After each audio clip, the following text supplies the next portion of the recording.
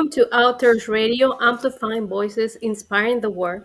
I'm your host, Alva Mireles, and I absolutely delight to welcome today's guest, Mr. Ejiro Okolo, the author of the books titled The Ideal Wife Blueprint, Mismatch, Why Good Women Choose Jerks, Battle for Your Marriage, and the Relationship Effect. We are here to celebrate your creativity and explore the world you have crafted in these books. Thank you so much for joining us. Thank you for having me.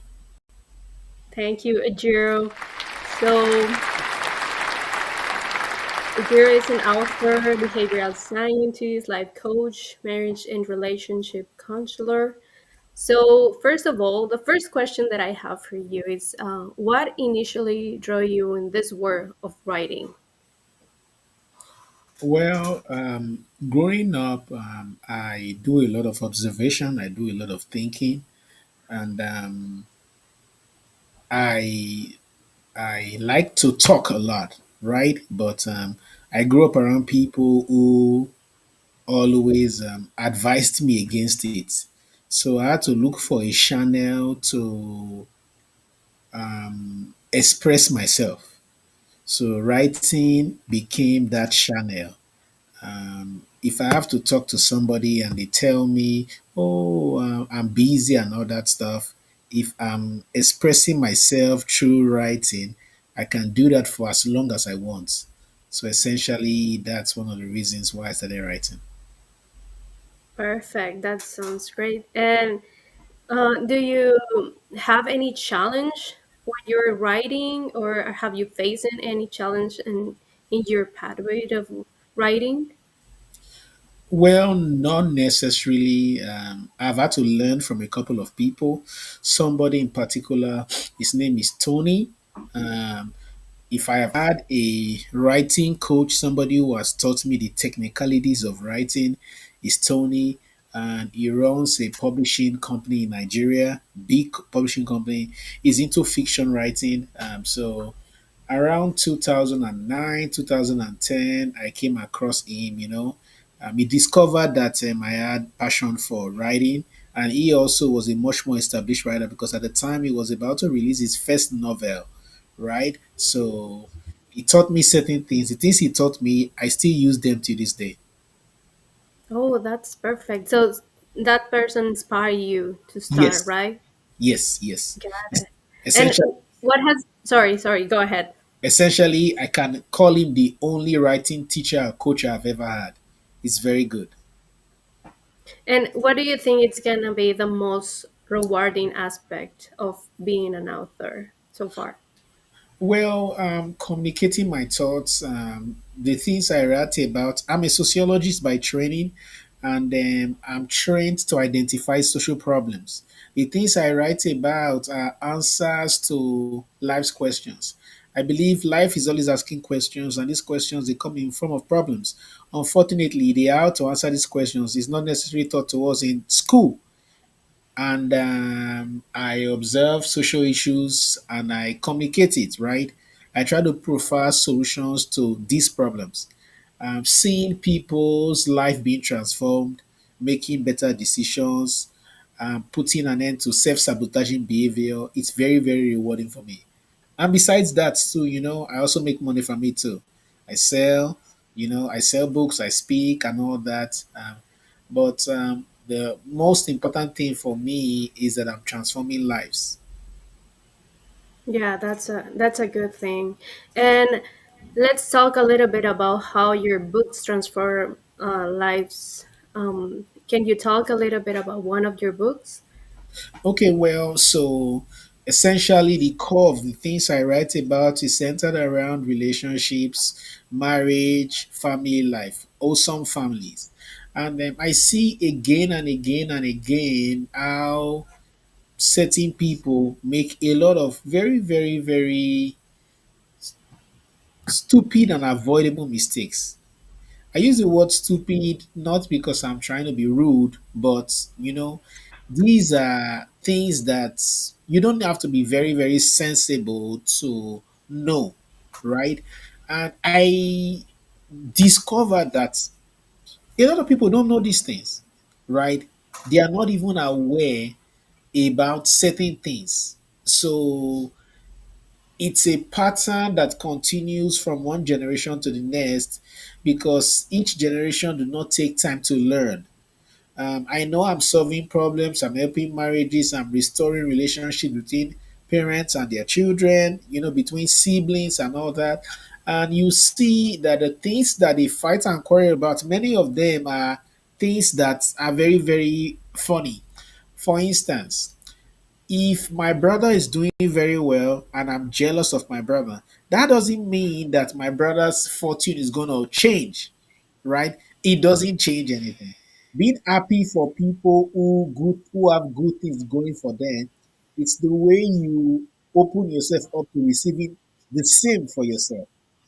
So people are fighting each other for reasons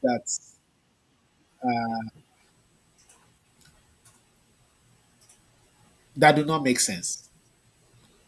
Yeah, like the decisions that probably for them they make sense, but when you saw them, it's like, come on, what are you thinking? Yeah.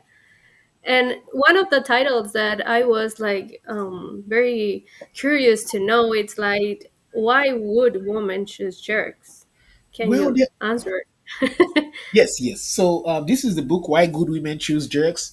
This book took a couple of years, took at least about 4 years for me to start until I published it. I found time and again that the average woman, especially those who are very, very smart, intelligent, beautiful, for whatever reason, it don't make sense to me. Time and again, they make very, very bad decisions in the men they pick.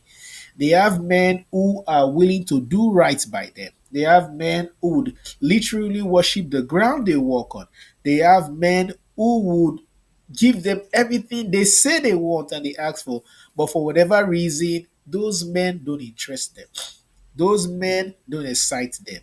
You know, those men don't entertain them. Those men that would do right by them, they consider them boring. Again and again, they pick a guy that has shown them that he's not ready to give them what they ask for. I'll give you an example. So, if you are a lady and you're dating a guy and the guy has six girlfriends, right? And for whatever reason, you gave him an ultimatum, he left those girls and got married to you. You thought you just won, but you did not because you just married a polygamous in training. A man who is not capable, a man who one woman is not capable of satisfying is a polygamist in training.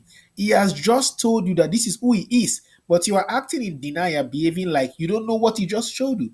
He just showed you that he got married to you to keep you quiet. He's going to do whatever he wants to do anyway. Yeah, sometimes it's hard to believe those things because you are in that relationship, right? So it's like you're believing that you're doing right or you're doing okay, but sometimes you face some challenges and then you start asking questions, right? Yes. So about those experience, are there any personal experience or observation that influenced you to write this book or like any of your books? Okay, well, so just about every of my book are social problems I observe around me, right? I see these patterns again and again. I am very good with observation, so I observe patterns. I see things that happen again and again. I have women that I'm surrounded by who continue to complain, right, about the outcomes in relationships. And I'm surprised, why is this happening? But guess what? I also notice that they complain about these things, they still go back and do the same thing again and again and again. So it's as though they jump from the pot into the fire, right? They leave John and they meet Mark that is worse. They choose the same kind of men. So if you continue to choose a scorpion, right? You choose a Caucasian scorpion, you choose an African scorpion, you choose a Latino scorpion, that means there's something wrong with your yardstick for choosing, right? A scorpion is going to be a scorpion. A scorpion is not going to change, right? You have a lot to lose, you have a lot at stake. It's your responsibility to ensure that you don't do yourself that great disservice by choosing people who will not do right by you. That means you need to do more due diligence, you need to inquire, you need to make sure, right? And the reasons why they do this is because of certain recurring things that they do. In the book Why Good Women Choose Jokes, I talked about certain things. Why is a question. Is a question, right? There are reasons why, and I talked about 7 to 8 of them, right? The reasons why they choose jerk. For instance, I talked about wrong choice criteria. Wrong choice criteria. So some ladies will tell you, "Oh, I would only date or marry a guy that is over 6 feet." How do you know that a guy that is over 6 feet has the physical, mental, spiritual, emotional wherewithal to love you right? Right? What if he's over 6 feet tall and is mentally deranged? Or he has traumatic issues that he has not dealt with? Right? Another thing is affinity for guys with deviant behavior. Right? For whatever reason, girls, a lot of ladies seem to be drawn to guys who have a little, they are edgy kind of, right? They are they are deviant. They they they are not responsible, right? They're They like just the have bad boys, right? bad boy. That's the right word, right? And it happens again and again. And you'd be so shocked that very, very responsible women, for whatever reason, it don't make sense to me why you do yourself like that because you're the one that suffers, right? Um, Yeah. Another thing is I talked about unhealed trauma, where you're coming from, right? In families, sometimes traumatic issues pass from one generation to the other and all that stuff. So these are some of the issues why good women choose jerks, and then it's going to continue to happen like almost on autopilot, right? It continues to happen again and again and again and again. So somebody gave this analogy, right? If you go to a crate of egg and you pick an egg, and every egg you pick is rotten, right? Instead of you to start complaining about the eggs that are rotten, why not begin to pick from a different crate? Right? Yeah. The reason why they continue to make bad choices is because they continue to do the same thing they did in their previous relationship. They did not learn anything from what they went through. They just wallowed in the self pity, they cried, they cursed, and that was all they did. They did not learn. If you live in a neighborhood where there are thieves, people steal, whose responsibility it is to protect your property? You or the thieves? You can complain all you like about the thieves, what they did and what they did not do, but that's not going to change them. Thieves steal. That's what they do. You can get mad all you want, but it's not going to change. So ladies can get mad all they want about how men don't do right by them. But the truth is, women are important, women are valuable, they have value to protect. They should not allow themselves to be given to any man who has not proven beyond every reasonable doubt that he knows the worth of what they are being given. A lot of these women, they don't know their worth. Inferiority complex, low self esteem is another reason why they choose jerks. And guess what? I found that very, very beautiful women suffer with insecurities. I don't know how that happens. Everybody thinks you're amazing, only you think you're not good enough. Yeah, I can catch that. Yeah, I know. everybody thinks I you're know. I know where you're talking. everybody thinks you're amazing, right? Only you judge yourself. You judge yourself so bad, like everything about you is perfect. Your ears now are covered with your hair, but you know that one of your ears is bigger than the other one, so you are insecure about what people cannot even see. So I don't Yeah, know. you try to hide those things, right? Because you feel uncomfortable. Yeah. Yeah.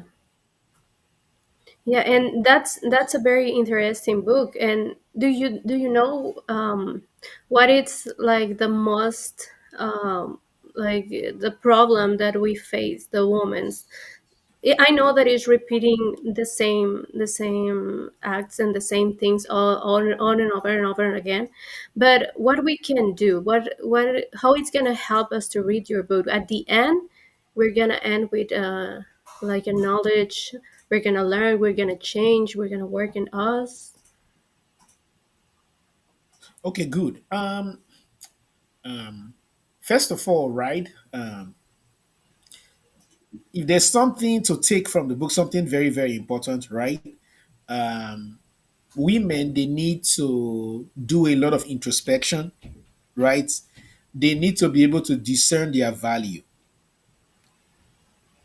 The Good. problem is not the men who have shown you through the antecedents that they are committed to not doing right by you. The problem is you. Don't put yourself in that situation. Don't allow anybody. You are valuable. Know that, believe that, and treat yourself that way. People treat you how you see yourself. That's why you see a lady may be with a guy. That guy will treat her very, very bad. And that same guy will meet another lady who is probably not as pretty as the previous one. And that lady will do right by that guy. The guy will do right by that lady. And you'll be so shocked. So it's about you. If you fix yourself, everybody around you would adjust. That's essentially Yeah. how it works. Everybody around you adjusts. Love yourself, work on yourself. You have issues, everybody has issues. Do introspection because you are not perfect, right? Do introspection. This is where I've observed that I have this shortcoming, that shortcoming.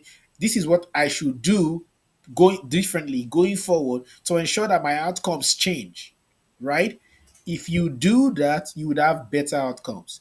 You would repel people who have no business being in your life. You attract people who are deserving of being in your life. So when you fix yourself, everything around you changes. The people who you attract changes. The reason why good women choose jerks is because they attract jerks. There's something that is broken about them that attracts broken men. When you are healed, you attract healed people. Your health, your emotional health repels unhealed people. So sometimes the problem is not them, it's you. You are their victim, but you are the one that allowed yourself to be a victim. We live in a world where stray bullets are flying around, right? It's your responsibility to cover yourself, it's your responsibility to protect yourself. Your art is too precious for you to just give it cheaply. Your body is too precious for you to just give it cheaply. You are valuable. Know it, believe it, and behave like it. When you do, everything works together for your good. That's how it is. Thank you so much for sharing those yeah, those kind of words are like the best for us the women. I include myself in it. And just the last question, so probably I'm just wondering, where can I find you? Like, where can I get the book? Okay, well, you can find me on Instagram, right? My first and last name, Ejiro Okolo. You can follow me on Instagram. You can follow me on Facebook. And if you type Ejiro Okolo on Google, right, it will take you essentially to all the different platforms I that I operate in. And my books are available on Amazon, right? On the Amazon Okay. platform. If you check the Amazon platform, my books are available. And then, in case you live abroad and then you don't have access to Amazon and you want to be able to get my books, there are other platforms that we can work with to send you. Maybe where you are, you can't really get Amazon. There are other platforms that we can work around to send you copies of the books, right? Right. Okay. Perfect. Are you currently working on any new projects? We're Yes, I expecting more books from you. Yes, I am. Between now and the end of the year, actually, I have four more books to release. I'm going to bring out one this month, which I've been working on for 5 years. It's called Why Fathers Matter.